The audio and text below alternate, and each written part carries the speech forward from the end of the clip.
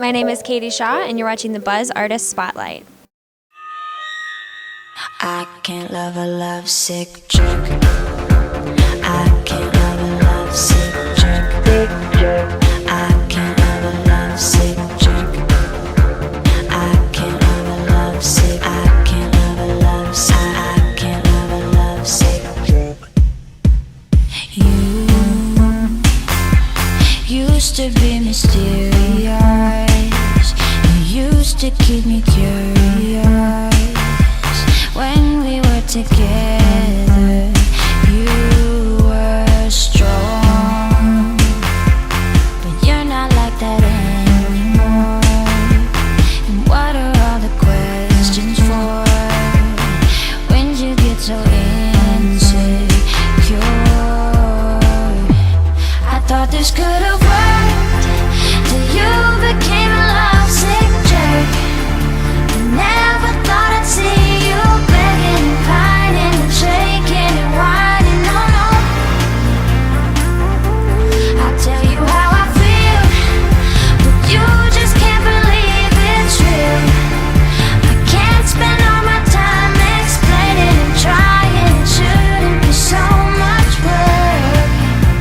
I can't love a lovesick jerk.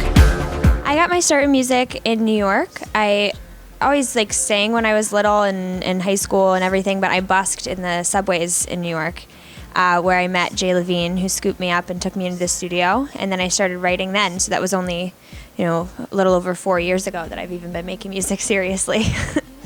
The Ransom EP is kind of this little package of stuff that I wanted to put out because I had all these songs that I didn't want to get left in the dust now that I've kind of caught onto this new thing and I'm writing this album and I really have a clear vision for it. There were these other songs that I know are so great, and it was originally going to be the Ransom LP, but I just wanted to get those out somehow and have them have their fair share of promotion and videos for all of them. So it turned into the Ransom EP. When people ask me, it's really hard. It's like the worst question, but everyone asks it, and it's a very valid question. I always just kind of say pop music. I think that that's fine.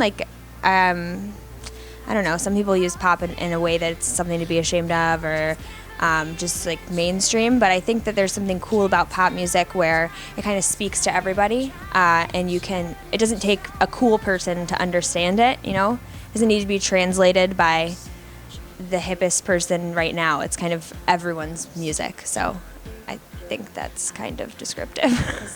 I feel like my influences, there's a difference between the people that you think are your influences and the people that actually are. We were just talking about this recently when we were writing, where I have all of these ideas of the first musicians that I kind of got into when I was figuring out what was cool, and indie things that I was like, oh, I want to be influenced by Regina Spektor, and I want to sound like this indie person and that indie person, but it turns out I'm more influenced by the stuff that I listened to when I was a kid and that I heard without really having much control over it, all of these Virginia Beach artists, the stuff that was playing on the radio when I was growing up. So I don't know, it's a toss-up. So the new single is Lovesick Jerk. I just put that video out with my friend Brian Russell Smith. We lived down the street from each other in Brooklyn, and then we actually just drove across America together. He just moved here. I moved here in January to LA. And we filmed that video in hotel rooms on our way across. So majority of it was in Denver, and then we finished it up in my apartment here in LA. So it was just him and I, kind of run and gun type thing, and we went to the dollar store and rated it and just figured we could make this kind of pity party type deal for the Lovesick Jerk theme, and it was good. I always have so much fun, doing this stuff, being the one that's in charge and of directing and the creative direction for everything. And Brian does such a good job making all my stupid ideas come to life.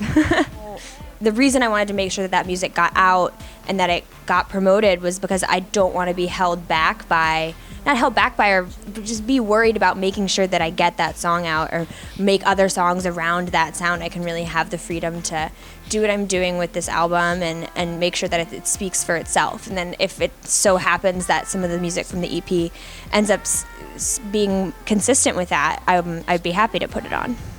Typical Catey Shaw show is really fun. I don't know. It's like, I don't know. It's like a party. Like I go crazy on stage. It's when I am the most comfortable and like I just have so much fun. I whip my hair around and like sweat my balls off and like I usually wear a suit of some kind and I just enjoy like getting in my get up and screaming and jumping around and dancing, and I get really frustrated if people don't dance, so I yell at them for that.